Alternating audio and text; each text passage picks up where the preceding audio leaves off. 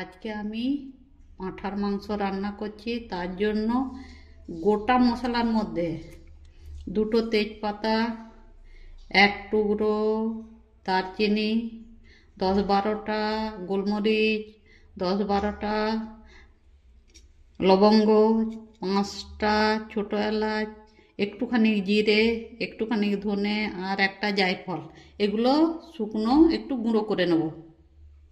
1 KG মাংসের জন্য এই যে এতটা রসুন, এতটা আদা আর এই এতটা পরিমাণে লঙ্কা।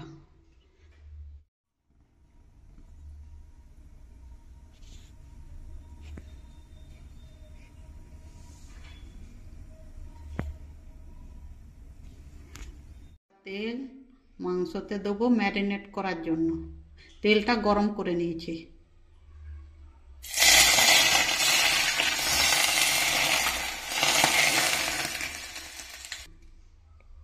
অর্ধেকটা মশলা এতে দিয়ে দিচ্ছি।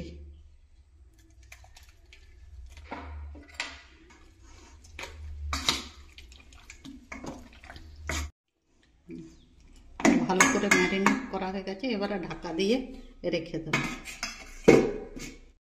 এই এতটা পরিমাণে পেঁয়াজ নিয়েছি আর একটা আলুকে 4 টুকরো করে নিয়েছি। আলুটাকে ভেজে নেব।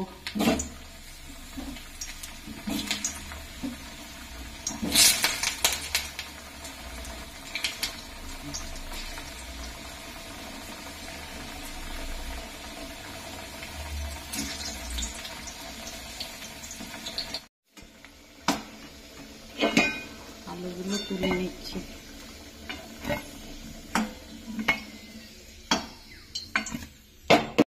তেজপাতাগুলো একটু ভেজে নিয়ে তুলে নেবো, নাহলে বেশি পুড়ে যাবে। সেই জন্য ওটাকে একটু সরিয়ে রাখবো। পেঁয়াজগুলোকে ভেজে নেবো।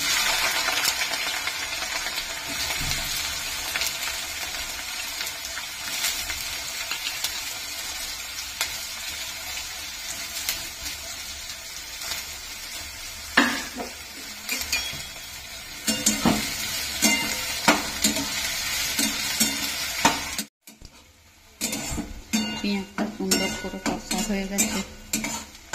এবারে আমি বাকি যে মশলাগুলো আছে সেগুলো দিয়ে দেবো।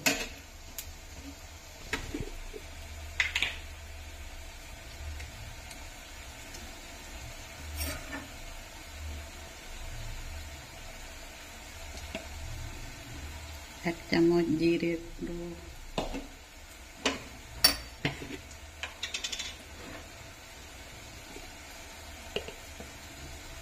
এক চামচ ধনে গুঁড়ো,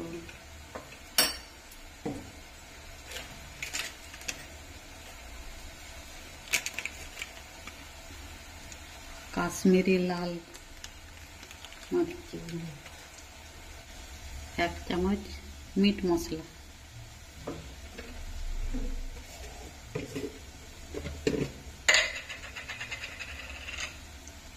পরিমাণ মতো হলুদ,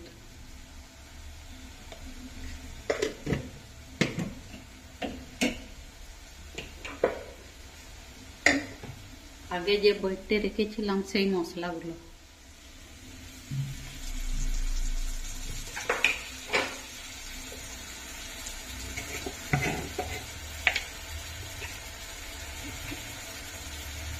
লবণটা স্বাদ অনুসারে,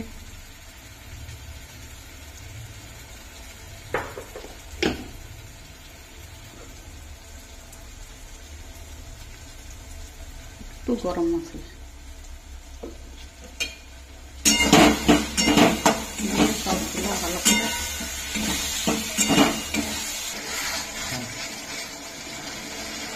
মশলাগুলো ভালো করে কষে নিচ্ছে। একটু আগে থেকেই মশলাগুলোকে আমি কষছিলাম, তখন থেকে। এই যে দেখুন মশলা প্রায় কষা হয়েই গেছে। এই যে মশলা থেকে তেল বেরিয়ে আসছে, মানে আমার মশলাটা কষা হয়ে গেছে। এই যে মশলাটা কষা হয়েই গেছে, দেখুন কত সুন্দর কালার এসেছে। আর মশলা থেকে তেলটা ছেড়ে এসেছে। এবারে আমি সামান্য জল দেবো, জল দিয়ে একটু ভালো করে মশলাটা হতে দেবো।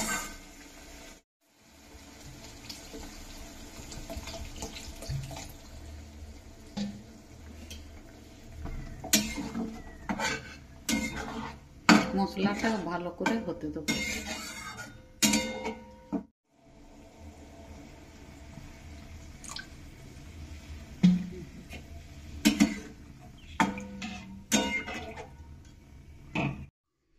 ম্যারিনেট করা মাংসটা এবারে কুকারের মধ্যে দিয়ে দেবো।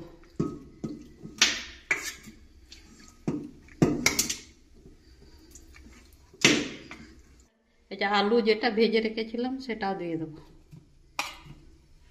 এবং পরিমাণ মতো জল সেটা এবারে দিয়ে দেবো।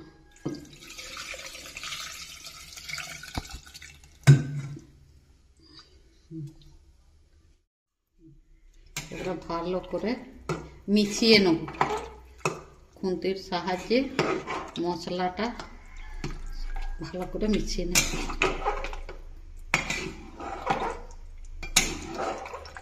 এবারে এটা রান্না হতে দেব। কুকারের মুখটা বন্ধ করে দিয়ে এবারে এটা রান্না হতে দেব।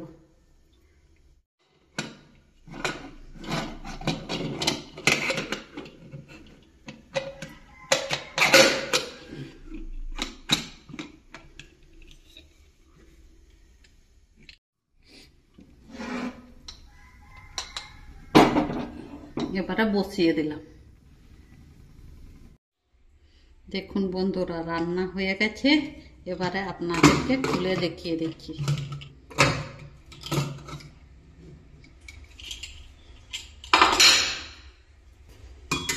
দেখুন